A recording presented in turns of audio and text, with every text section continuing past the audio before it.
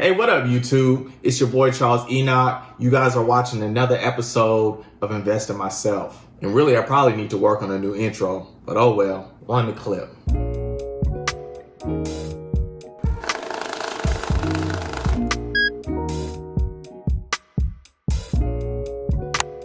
So today we're going to quickly go over how to maximize your IRA or your Roth IRA using the velocity banking method. Now, me personally, I'm not a fan of IRAs just because you got to keep your money in to a certain age. I'm not going to lie. I want my money now, so I make investments somewhere else. But to each his own, an IRA is definitely a good investment if you use the right strategy. So before we get started, you already know I'm gonna ask you guys, smash that like button for me, make that thing turn blue. And if you're new to the channel or just haven't done so yet, go ahead, hit that subscribe button for me and definitely leave a comment.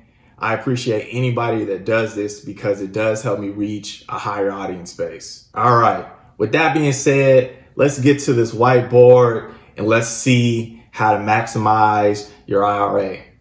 Let's go. All right, so we're at the whiteboard. You already know we're going to get straight down to business here. So we're going to just have an individual, let's call him Retirement Rick. They just want to prepare for retirement by using their IRA and know how to maximize their IRA using velocity banking. So Rick, let's say he's going to be making $6,000 every month in income. His expenses are going to be $3,500. Which leaves him with a cash flow of $2,500. Now, Rick is going to get a line of credit. He has a line of credit of $20K. And let's just say that the return for 2021 is going to be 10% return on the IRA. I believe that's somewhere close to the average. So that's why we're going to be using that number. Now, right now, Rick in his IRA has $50K already in the IRA. So now just a couple things with the IRA. There's a certain amount of money that you can put in for a year. And this video is recorded in 2021. So I believe that you can maximize it by putting $6,000 in it for the year. All right, so we're on the other side of the board. And I probably should have made this video like at the beginning of the year or late in December, but it's February, so it'll still be okay. But ideally, this is what you're wanting to do here. So we're going to say it's January 1st, New Year's Day. So what Retirement Rick wants to do, he's going to take his line of credit, which is $20,000, and he's going to draw $6,000 out of his line of credit. And he's going to put it straight onto his IRA in his IRA account. So he has maximized his IRA account day one, January 1st. So it's going to read January 1st as if his IRA has $56,000 and his line of credit, he owes $6,000 onto the line of credit. Now, the reason why we want to maximize the IRA on day one is because that 10% return is going to be off of the $56,000 instead of $50,000, and you incrementally put the $500 in. So come the month of January, we have to remember that Retirement Rick, he gets an income of $6,000. So what he's going to do is to put all his money onto the line of credit, which will pay off the line of credit, right? And then he's going to incrementally draw out whatever he needs for his expenses. Remember, his expenses are $3,500. So he's going to put the $6,000 in. Let's say he gets paid bi-weekly. The $3,000 is going to put in, and then the next $3,000 is going to put in. And within that month, he can draw out whatever he needs to pay for his expenses. And with the cash flow that he has, remember the $6,000 minus the $3,500, it's going to be left with $2,500 onto the line of credit. Now, when we go to the month of February, since that cash flow stayed on the line of credit, remember we owed $6,000, we're only going to be owing $3,500 because the $2,500 was left into the line of credit. So we're actually paying the line of credit back, basically. So in February, remember the IRA, we can't put anything else into it, but it's still growing at that 10% rate. And then what we're going to be doing is dumping that income in to fill the line of credit back up, and then taking the expenses out, the $3,500. We're still going to be left with $2,500 into the line of credit. So you're incrementally paying that off. So we would only be left with $1,000 left for the line of credit.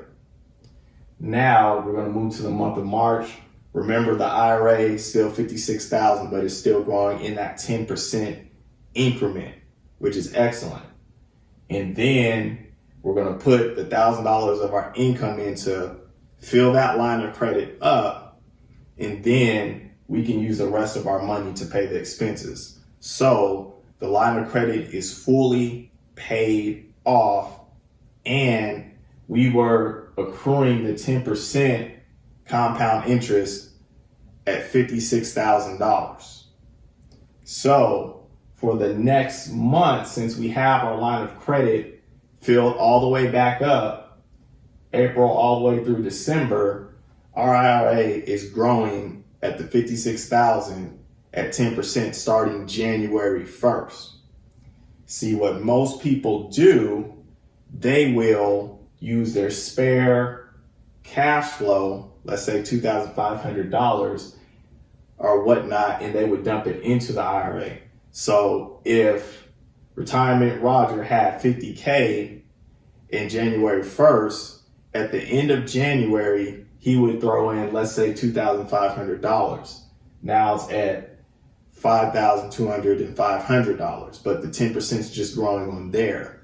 So it's not going to be compounding as fast as if you immediately took and put $6,000 into it. So we borrowed from the bank and we invested the bank's money into our IRA, knowing that we're going to get a great return.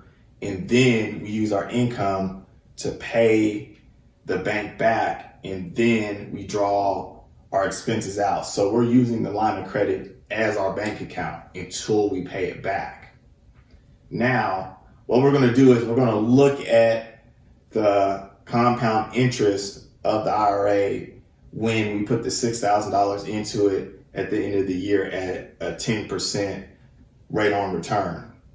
So the total of the IRA at the end of the year, if we put the $6,000 in from the line of credit, we would end up with $68,200 at the end of the year. Now, if we did not do that and we were at the $50,000 and we just kept on incrementally putting the money in, we would end the year with $61,572. Now, I know what you're saying is, hey, I want to see what the return was, because you put $6,000 already in it. So what was the actual return with the money? Is it the same amount, the same percentage rate? So we're going to take a look at that here. So we're going to take $68,200. We're going to minus that by 6,000. So that's as if we did not have the $6,000 in it. We would still end up with $62,200. Now that's $628 over $61,572.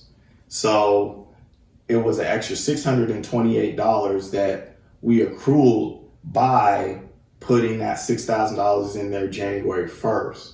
Now remember, this is compound interest. So if we did this next year, and the year after that, and the year after that, it's going to keep growing, where that little $628 is going to make a big difference if you do that for about 30 years. You're going to have way more money as opposed to somebody that is not using the line of credit and maximizing the IRA to its fullest potential January 1st and just incrementally just throwing that money in until it reaches the maximum of $6,000. So again, something a little simple and light, where if you borrow from the bank to maximize that out, your return is going to be higher, and all you're doing is using your line of credit as your bank account, stuffing all that income in, and then incrementally taking it out. So a couple questions I know that's going to be asked. Yes, there's interest that is accruing when you pull out the line of credit, but you're going to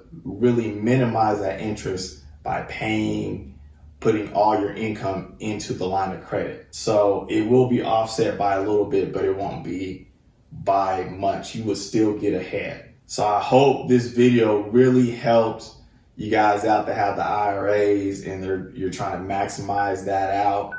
This is a really, really good method on how to do that and how to really take full advantage of our IRA. So if this was helpful, remember, definitely smash the like button for me. And if you haven't done so yet, definitely take a little bit of time, hit that subscribe button for me. Go ahead and just leave a comment down there. Again, it's very much appreciated because it does help me reach a higher audience base. I'm always trying to get this knowledge out to the masses. All right, so with that being said, hopefully you guys have a good weekend. And I know who I got for the Super Bowl. So, guys, peace out.